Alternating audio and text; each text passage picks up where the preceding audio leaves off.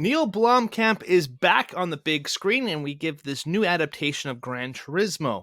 Going into this film, I saw the advertising campaign. We saw that quite a bit whenever you went to the theater. There's a lot of trailers for this film out there.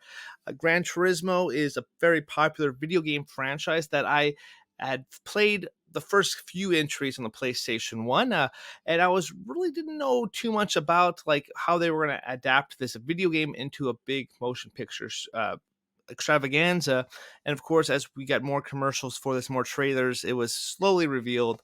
Actually, it was pretty much revealed from the jump. Maybe I wasn't paying attention, but it was revealed that it is based on a true story about this gamer who played a lot of Gran Turismo and became one of the best players in the world. And this other gentleman who worked for Nissan wanted to kind of take those gamers who played Gran Turismo for their life, and they were really great at it, and see how they would do in actually controlling a race car. It was kind of a gimmick. However, somehow there was lightning in a bottle, and we were able to see one of the best like racers in the game become a really dang good racer himself. And that's what Gran Turismo, this new movie, is. The movie stars Archie Madekwe as Jann Mardenborough, who is the kind of the gamer turned racer, and also stars David Harbour as Jack Slater, he's kind of coach and the person who helps him really become trained into this style of racing, and Orlando Bloom as Danny Moore, who is this kind of a visionary in a way for Nissan to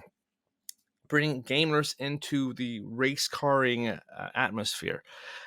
And again, I didn't know too much about this story, and that's why I think I was really so intrigued by it, because it mixes two different realms: video games, which I do really enjoy, and also kind of racing, a world I don't know. So they clash together and bring something really unique to the screen. And I think Neill Blomkamp himself, and I've seen several of his movies. I've seen Chappie, which I wasn't too big a fan of, and District 9 as well. I think he's done a few other films as well, but he hasn't been on the big screen for quite a while. So when I saw his name's attached to it, I was kind of met with some hesitation, but some of excitement as well, because I thought the trailers really worked for me.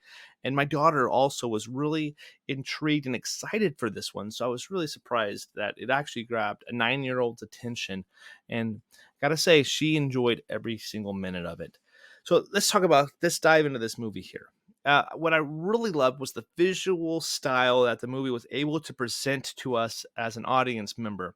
It's a perfect kind of blend, I feel like, of video games with real world concept here. It brings kind of this kind of weird visual style, because during the races they'll have some video game footage there, they'll have some real world racing footage. They have different things pop up every time you see Jean's car pass by. You see like what place he's in. A lot of the sounds from Gran Turismo were there as well, which I thoroughly appreciated. And again, I was not a guy who was ever really competitive with Gran Turismo. I just played it as a kind of just a racer game, but I never played it as a racing simulator. And I think that's the big difference, is that it's not just a game, it's a simulator and program that people spend a lot of hours and they become really, really great at the game. That's where Jann Mardenborough actually did something unique in his life. He made this opportunity for himself and proved with hard work that he was able to bring some of his game knowledge to how the racing aspect as well. Of course, he has to learn a bunch of different things, and I think there was some really fun training montages there that I kind of thought was going to last a little longer. The movie is 135 minutes, so it moves relatively quickly. You see a ton of races in the film, but you don't get to spend a whole lot of time with any particular one. I think there's like 3 races that you really are focused on.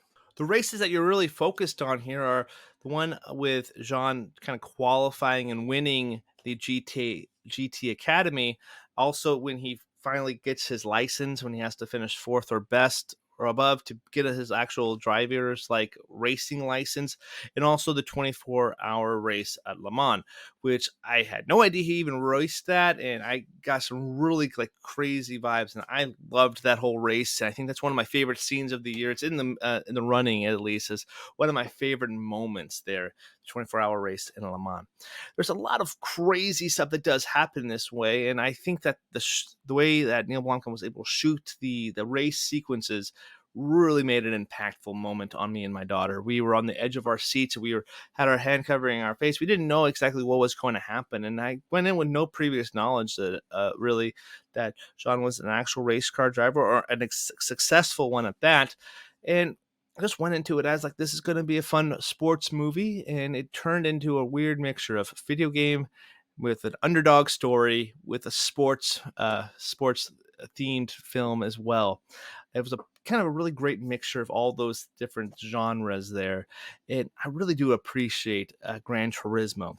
It's not perfect by any means, and I think some of the things that I wanted to see, we didn't get to see a whole lot in. Uh, there is a family dynamic with Jann that we don't really get to focus on too much. His father is played by Jinwon Hanzu. I know I pronounced his name, but he's really great in it. He plays his father, Steve. We also get his brother, who is Kobe, played by Daniel Puig, and his mom, Leslie, is played by Jerry Horner. But they all have a really good dynamic. And what I wanted to see more about this movie, because there was a strained relationship between all of them, because the father doesn't feel like gaming is really going to be a profession and racing is actually dangerous. He should be a soccer player or get a job type of thing, or go back to college. And, Jann wants to forge this life for himself, and he was given this opportunity and to become successful. We don't really get to see the strain on their family relationship too much through the film. They're kind of shown at the beginning of it and kind of disappear into like 3/4 of the film's already done. They do appear near the end race, and then also there's a big sequence that Jann has to overcome in the middle of the race without spoiling anything there. But I wanted to see more of this family dynamic, so that's why I feel like the movie could have been a little longer, and I would have been okay with it. I think seeing some of that would have been more of a conflict for the character to overcome a little bit and see the strain there. There's also a relationship that Jann does form in this movie with a lady here as well, and we see her pop up from time to time, but it's not a character that is even given enough to really do here. We're really primarily focused on Jann, Jack Slater, and Danny Moore here.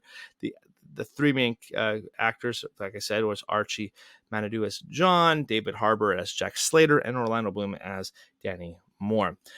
I thought Orlando Bloom and David Harbour really shined in this role. These roles. David Harbour is probably my favorite performance in the entire film. I've never seen Archie ever, and I don't think I've ever seen him in a movie, but he does a really good job here as well. I'm trying to pull up his thing here. I guess Archie, take that back. Archie was in Midsommar, and I do really like that. I don't remember him in it, and I have seen Voyagers, which I was not a fan of. So I guess maybe I should go back and check those films out and try to spot him in there as well. But having Archie being the leading man in Gran Turismo, I thought he did really good. He brought a good charisma here, and my daughter really kind of liked the character too, and aspired to be a race car driver. So I'm taking that with a grain of salt. We'll see what happens there. Only time will tell. Gran Turismo, though, is a really fun film that plays for the audience a lot. There is stuff that you could definitely critique about it. I think that I wanted to see more of the dynamics here. I'm giving this a solid 3 stars. I could see myself liking this more and more over time.